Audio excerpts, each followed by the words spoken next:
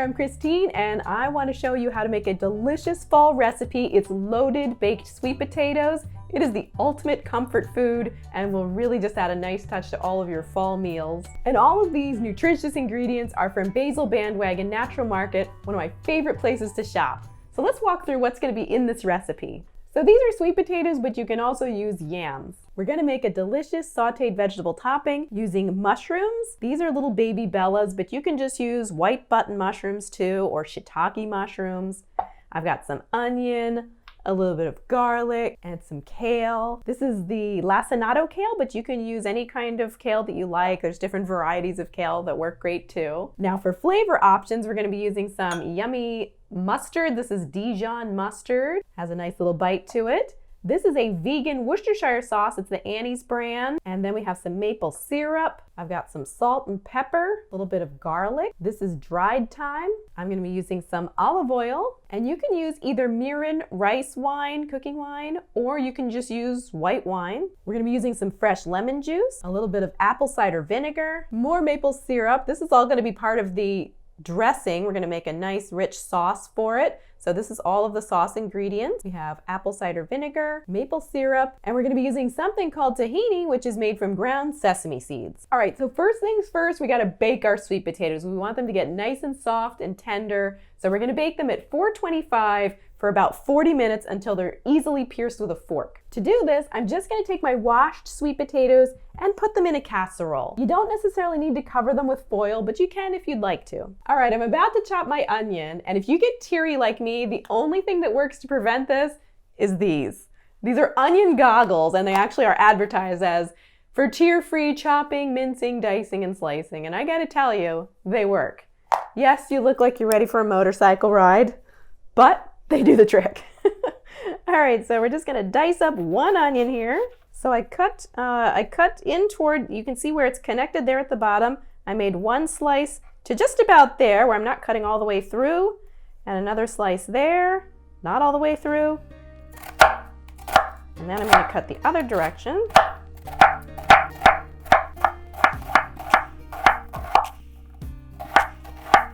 This is one of those handy gadgets that I love to use to scrape up all my vegetables. That way I'm not using my knife to do it. If you use your knife to do that kind of thing, you're gonna dull your knife more quickly.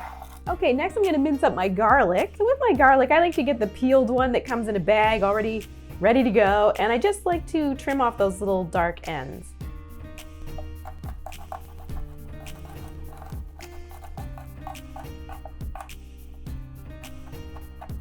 You just kind of chop back and forth until you get the size mince that you want on the garlic. Of course, this is making my eyes water too. I need my onion goggles.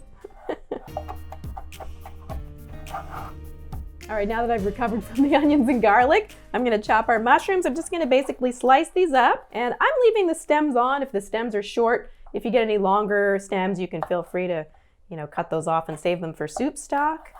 And we're just doing a little thin slice on all our mushrooms. Oh, these are perfect. Sometimes you get mushrooms that have a little like black or mushy spots, but these are just beautiful. I always love mushrooms in a dish like this because I feel like it adds a really savory element. Almost feels like a meaty topping. If you watch my videos, you know I'm always saving vegetable scraps for soup stock. Today's no exception. I'm saving my little ends of my mushrooms and putting them right in there with my kale stems. And I'll use this later when I've gathered enough little vegetable scraps and make some soup stock. All right, so now we've got our mushrooms done, we're gonna go ahead and chop up our kale. This kale, I had already pulled it off of the stems, and now I'm just gonna give it a coarse chop.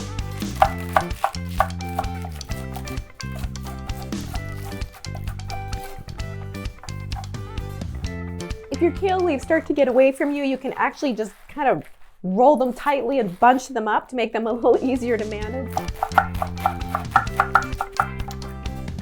You'll be amazed. This looks like a lot of kale. It's gonna cook down to almost nothing. It really reduces in volume when you cook kale. All right, so I've heated my pan over medium heat. I'm gonna almost simultaneously, I'm gonna add the oil and then very quickly add the onion.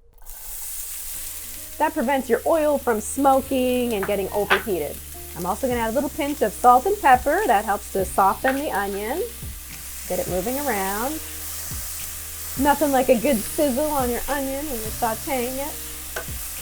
And I'm gonna let the onion get nice and soft for a few minutes before adding other ingredients.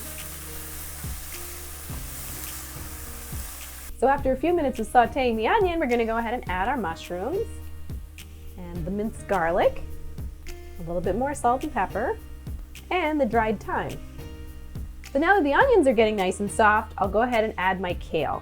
If you want a little extra pop of color, feel free to add some diced bell pepper, some shredded carrot. Now we're going to increase the heat just a little bit to get the kale to wilt down. And if you notice that anything begins to stick, you can go ahead and add a splash of your mirin or your white wine. So now we're going to cover the kale and let it cook down until it gets nice and tender, which should take maybe just a few minutes. So you can use apple cider vinegar and or a combination with some lemon juice. So to juice a lemon, I like to use this technique where I have a little strainer like this and I put it in a bowl and that'll catch all the seeds when I'm juicing the lemon.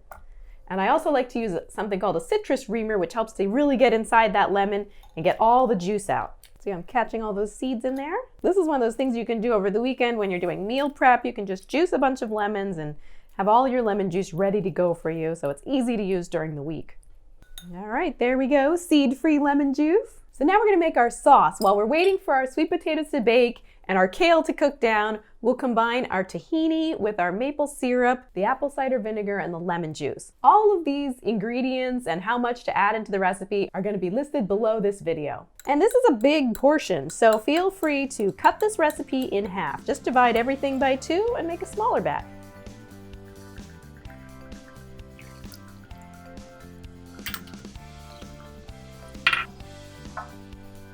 And then we're gonna add, you'll notice that when you add those ingredients to the tahini, it actually thickens it up. We're gonna add the water to help it thin out. And you have to kind of play around with this dressing. You know, it might seem like the right consistency, and then when you refrigerate it, it might thicken up again, and you'll need to thin it again. And different brands of tahini are going to give you different results. So you can't always go exactly by the recipe when you're cooking. Sometimes you need to adapt things a little. Also, you can add sea salt. I'm kind of keeping this more of a sweet and sour dressing, but if you want a little bit of sea salt or even soy sauce added to this dressing, you can definitely do that. I love to make cooking personalized to your taste buds. You know, what tastes good to you is not going to taste good to someone else. If you like spice, for example, you could go ahead and add a little bit of cayenne in here. All right, there, we've got a nice velvety consistency. That's perfect. That's kind of what you're going for. All right, let's see what's happening with our kale. Perfect.